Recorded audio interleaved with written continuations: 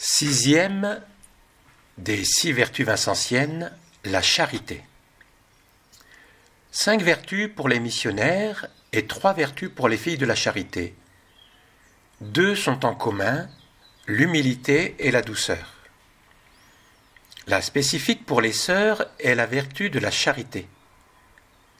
Ce mot étant le nom même de Dieu, comme nous le rappelle Benoît XVI dans son encyclique « Dieu est charité ». Elle est essentielle à toute vie chrétienne, c'est-à-dire vivre de Dieu en aimant. Beaucoup de passages d'évangile pourraient être cités ici comme au début du chapitre 13 de Saint Jean, où il est dit « Avant la fête de la Pâque, sachant que l'heure était venue pour lui de passer de ce monde à son Père, Jésus, ayant aimé les siens qui étaient dans le monde, les aima jusqu'au bout. » C'est parce que le Christ nous aime que nous avons à nous avancer sur le chemin de l'amour pour tout humain. Quel défi! Les passages de Saint Vincent sur ce thème de l'amour à toute personne, et plus particulièrement les plus pauvres, sont très nombreux et reviennent comme un refrain dans tout son enseignement, tant il est essentiel d'y revenir sans cesse, de peur de rapidement nous en éloigner. Voici ce qu'il disait aux sœurs pour les enseigner sur le moteur de leur spiritualité. Vous ne seriez point filles de la charité si vous n'étiez toujours prêtes à rendre service à ceux qui pourraient en avoir besoin. Voilà, mes chères sœurs, en général, en quoi consiste l'amour affectif et l'amour effectif. Servir notre Seigneur en ses membres, spirituellement et corporellement. L'amour affectif, c'est la tendresse dans l'amour. Vous devez aimer notre Seigneur tendrement et affectionnément, comme un enfant qui ne peut se séparer de sa mère et crie « Maman » dès qu'elle se veut éloigner. Ainsi, un cœur qui aime notre Seigneur ne peut souffrir son absence et se voit tenir à lui par cet amour affectif, lequel produit l'amour effectif.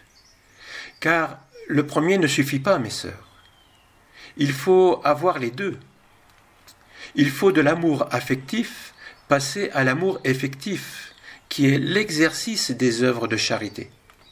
Le service des pauvres entrepris avec joie, courage, constance et amour. Ces 2 sortes d'amour sont comme la vie d'une sœur de la charité. Car être fille de la charité, c'est aimer notre Seigneur tendrement et constamment, tendrement étant bien aise quand on en parle, quand on y pense, et toute remplie de consolation quand on songe. Quoi ?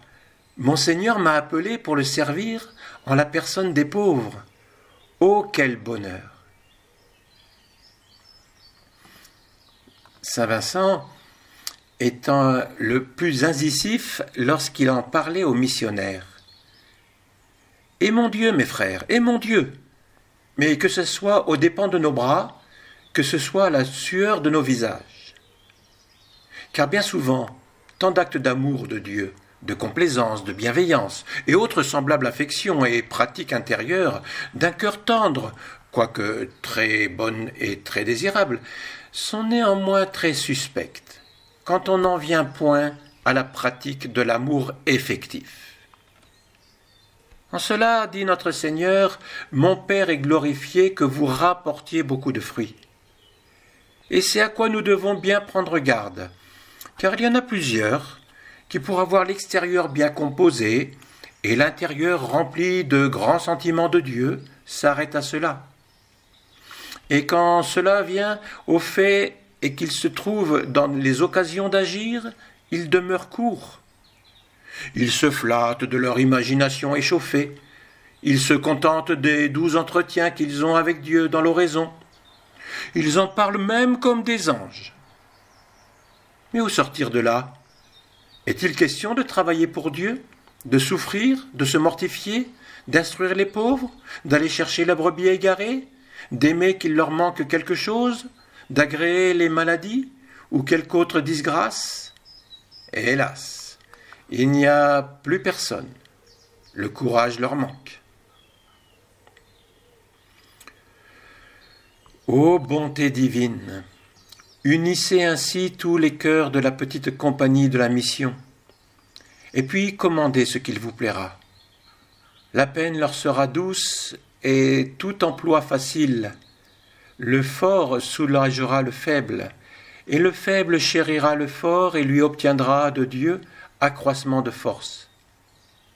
Et ainsi, Seigneur, votre œuvre se fera à votre gré et à l'édification de votre Église, et vos ouvriers se multiplieront attirés par l'odeur d'une telle charité.